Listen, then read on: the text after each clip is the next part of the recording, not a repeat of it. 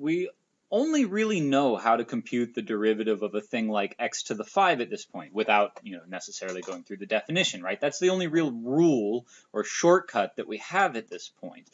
And we can't use it to figure out what the derivative of this is because it's not in the right form.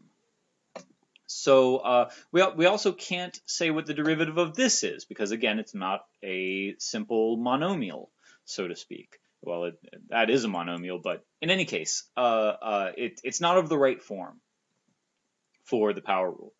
But we have these easy and obvious rules for how you combine derivatives. If you want to find the derivative of a sum, you just take the derivative of each part and add them together. So obviously, now that we have this rule of putting these, now that we know how to take the derivative of a sum, it would tell us in this case that the derivative of this is 5x to the 4 plus 2x. Right?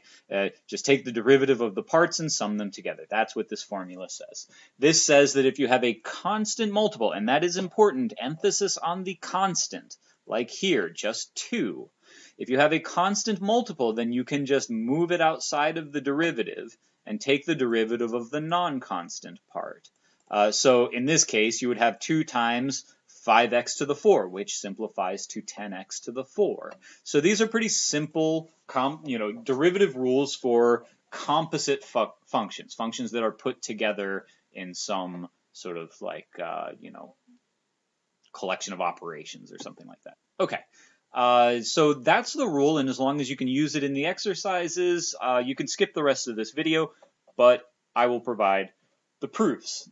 These are about as easy as the proofs will ever get. Although, again, because they are so easy, that might make them extra confusing because it's easy to miss where the big steps, where what's really different from one step to the next. So in this case, I start with the function f plus g of x. So that is the composite function made up of f plus g.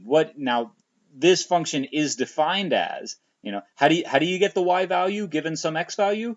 The rule is that you plug it into each individual function and sum the results. So it's if you're not familiar with this level of abstraction, that's going to be a bit confusing. But the idea is that we have this notion of summing functions, and it's defined just as you'd think it'd be by just summing the results of the individual functions. So if I apply that fact here, and then I also apply it here and distribute the negative, I get this. And then if I regroup, take the f of x minus h and distribute the divide by h to that part, I get the derivative of f here, and that's where it is here. I get the derivative of h here, and that carries down over here. Similar proof with a constant multiple, that the definition of a function multiplied by a constant is you just leave the constant outside, wait for you to compute the value of the function, and when you're done computing the value of the function, you multiply by whatever that constant was.